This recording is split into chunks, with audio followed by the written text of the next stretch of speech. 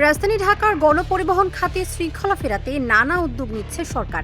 এর মধ্যে আছে স্বল্পমেয়াদে নারীদের জন্য আলাদা বাস সেবা ও বাইসাইকেল রাইড শেয়ারিং, মধ্যমেয়াদে বাস রুট রেশনালাইজেশন, বিদ্যুৎ চালিত বাস চালু ও মেট্রো রেলের পাশাপাশি লাইট বা মনোরেল ব্যবস্থা গড়ে তোলা। সড়ক পরিবহন ও সেতু মন্ত্রণালয় ৩৮ পৃষ্ঠার একটি খসড়া কর্মপরিকল্পনা তৈরি করেছে। এতে আগামী ৬ মাস ও আগামী অর্থবছরে করণীয় কি তা উল্লেখ রয়েছে। এছাড়া আগামী ৫ বছরে সড়ক ও পরিবহন খাতে কি কি উদ্যোগ নেওয়া হবে তার বিবরণ আছে।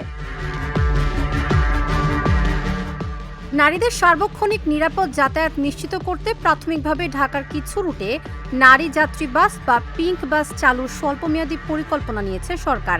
প্রাথমিকভাবে ৮টি রুটে ৯টি বাস চালু করা হবে। এই বাসগুলোতে চালক ও সহকারী হিসেবে নারীরাই কাজ করবেন। এজন্য নারী চালকদের প্রশিক্ষণ দিয়ে লাইসেন্স দেওয়া হবে। এছাড়া গণপরিবহনে জ্বালানি নির্ভরতা কমাতে বিদ্যুৎ চালিত বাস চালুর পরিকল্পনাও আছে সরকারের। প্রথম ধাপে শিক্ষার্থীদের জন্য এ ধরনের স্কুল বাস আমদানিতে শুল্ক শূন্যে নামানোর সিদ্ধান্ত নেওয়া হয়েছে।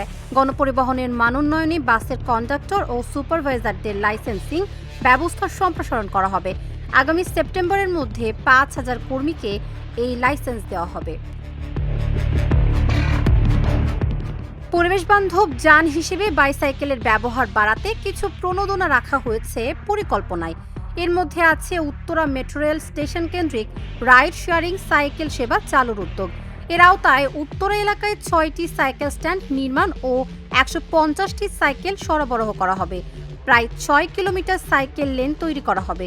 এই উদ্যোগ সরকারি বেসরকারি অংশীদারিত্বে পিপিপি বাস্তবায়নের কথা ভাবছে সড়ক মন্ত্রণালয়। গণপরিবহনের একটা মেরুদণ্ড তৈরি হোক মেট্রোর মাধ্যমে, কিন্তু তার কমপ্লিমেন্টারি সিস্টেমগুলিও যেন থাকে, যাতে করে পুরো ঢাকার এক জায়গা থেকে আরেক জায়গায় রেল ভিত্তিক গণপরিবহনে চলে যায়। উনিও চাচ্ছেন ১৮০ দিনের মধ্যে ইলেকট্রিক বাস ভিত্তিক গণপরিবহন প্রথমেই বিশেষ করে মহিলাদের জন্য। ২০১৮ সালে ঢাকা পরিবহন সমন্বয় কর্তৃপক্ষ ডিটিসিএ বোর্ড সভার সিদ্ধান্ত অনুযায়ী রুট রেশনালাইজেশন ও ফ্র্যাঞ্চাইজি ব্যবস্থা চালু হবে। রাজধানীর সবকটি বাস রুটকে কয়েকটি রুটে নামিয়ে আনা হবে। অল্প কিছু কোম্পানির অধীনে একই রঙের বাস চলাচল করবে। নির্দিষ্ট স্থানে বাস থামবে।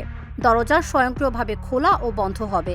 পরিকল্পনা অনুযায়ী রাজধানীর বিদ্যমান ২১ ও ২৬ নম্বর রুটে নতুন বাস নামানো ও আরও কিছু নতুন রুট চালুর কথা বলা হয়েছে।